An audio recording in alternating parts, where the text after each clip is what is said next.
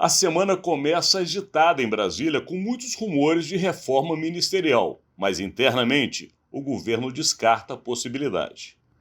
Começa agora Brasília Já. Bom dia, Rodolfo Lago. Bom dia, Alexandre. Começando essa semana em Brasília, agradecendo a sua presença aí do outro lado, sempre nos prestigiando com a sua audiência, numa semana que a gente já inicia com informações que ainda não confirmadas em Brasília. Sabe aquelas coisas? Tem todo o cheirinho que vai acontecer, tem toda a possibilidade, mas todo mundo nega veementemente que é justamente a chamada reforma ministerial. Talvez porque não seja uma reforma, seja uma mexida, né? Uma ajeitada para que tenha alguns parceiros políticos mais felizes nessa composição congressual. Ou não, Rodolfo? Não, parece que sim.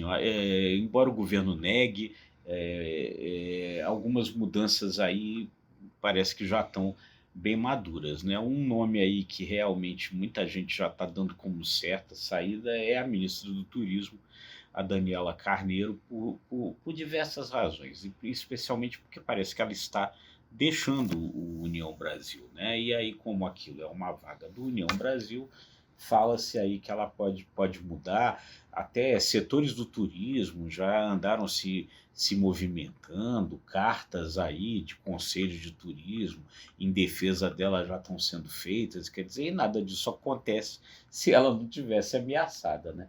Então, isso é um nome que já se fala muito. Algumas pessoas falam da ministra da Saúde, da Casa Civil, outras vagas, enfim, a gente não sabe o tamanho da extensão dessa mudança. O fato é que existe uma pressão forte vinda do Centrão, vinda do Arthur Lira, para que haja mudanças, e o que se diz é o seguinte: se o presidente Lula sentir que realmente ele precisa fazer essas mudanças para poder resolver os seus problemas políticos, ele fará as mudanças. Com relação à Casa Civil e também à saúde, as informações que a gente tem aqui é que não serão mexidas, pelo menos por agora. No caso da Casa Civil, que é justamente o Rui Costa, que foi muito atacado nas últimas semanas pela chamada falta de articulação política junto ao Congresso Nacional, ele foi, neste final de semana, mais especificamente ontem, defendido publicamente pelo vice-presidente da República, Geraldo Alckmin.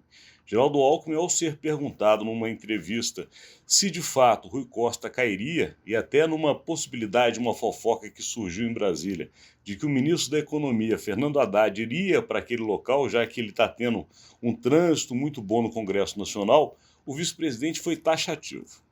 Fortaleceu o Rui Costa, disse que o Rui Costa permanece, que Haddad não sai da economia porque está fazendo um bom trabalho. Agora deixou claro que no governo cada ministro pode articular as pautas de interesse. E que ele quis dizer com isso? Que justamente por Haddad estar indo muito bem nessas conversas com o Congresso, que Haddad continue a tocar as pautas econômicas, e o governo não vê problema com relação a isso, mas que Rui Costa está mantido. Já no caso da saúde, é um desejo que também circulou por Brasília muito forte, de Arthur Lira, pela pasta especificamente. Mas também o que se fala nos bastidores é que se Arthur Lira ganhasse agora a saúde, de fato o governo estaria mostrando que está subordinado a ele. Então a pasta do turismo poderia ser um afago sem uma carimbada. Perfeito, perfeito, é isso mesmo. A saúde talvez fosse ceder demais, o que não seria interessante. O que, na linha até do que você falou, Alexandre, da necessidade do que o próprio vice-presidente falou, de que cada pasta tem de fazer, tem de articular a sua questão política, e isso também, no caso lá da saúde, vai sendo um pouco cobrado da ministra Nízia Trindade, né? As reclamações que havia ali com relação a ela, é claro, a Tulira que é a pasta, isso aí não tem dúvida. Mas há uma reclamação de que ela não estaria fazendo as nomeações, né, de segundo escalão na pasta, segurando, deixando interinos e não fazendo. Parece que as informações é que ela foi chamada pelo presidente Lula e que deu a ela a determinação de fazer as nomeações, coisa que ela parece que agora começará a fazer. Quer dizer, então, em vez talvez de mudanças de fato, há mudanças ali no sentido de começar a fazer esses atendimentos políticos ministério por ministério. Isso vai muito de encontro ao que ficou muito claro não só nessa entrevista do vice-presidente Geraldo Alckmin, mas no próprio posicionamento do presidente Lula desde a semana passada. Se tem 2 pontos que o governo agora vai focar, e ele entendeu que é fundamental, é a articulação com o Congresso. A deixa é, cada ministro faça a sua própria articulação, mas o presidente está no jogo. Em último caso, é ele que entra em campo e ele que negocia. Segundo ponto, que é muito claro também, as pautas econômicas são a grande aposta do governo. Tanto com relação ao arcabouço fiscal, que está com previsão de ser votado, pelo menos iniciar a discussão em plenário amanhã no Senado Federal, mas também a reforma tributária, que apesar de não ter vindo com o relatório, como você explicou para quem está do outro lado na semana passada, ela já é uma pauta de muito interesse do governo, porque o vice-presidente também, Geraldo Alckmin, ressalta, é a pauta que vai permitir ao governo fazer entregas para populações, não somente para as populações mais carentes, mas como também para a classe média e agradar o setor produtivo. Portanto, ele vê essa pauta como fundamental nas entregas do governo e chegou até a minimizar os últimos ataques do presidente Lula, dizendo que o Lula, ao ser visto com Maduro, elogiar o Maduro, segundo o Alckmin, foi justamente para tentar receber o dinheiro que a Venezuela ainda não pagou para o Brasil. O vice-presidente ele está querendo acabar com as intrigas que são ditas sobre ele aqui em Brasília. De qualquer maneira, ele se posicionou como um articulador e se mostrou muito fiel ao presidente.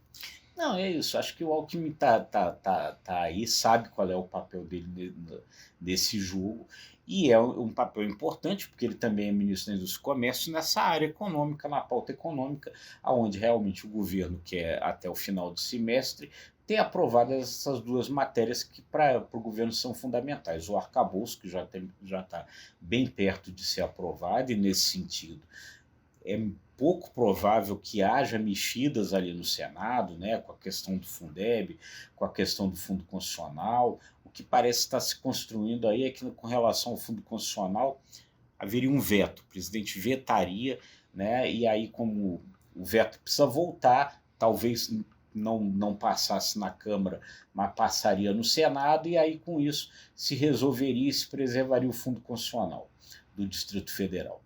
É o que está se construindo para não se mexer e se aprovar logo. E a reforma tributária, as diretrizes já foram apresentadas semana passada pelo deputado Aguinaldo Ribeiro, tem um monte de detalhes ainda a serem acertados, mas existe aí uma confiança de que esses detalhes se acertam, porque a base da reforma já está montada nesse projeto do Aguinaldo Ribeiro. E, por incrível que pareça, o governo ganha um aliado importante na reforma tributária, embora formalmente seja um deputado de oposição.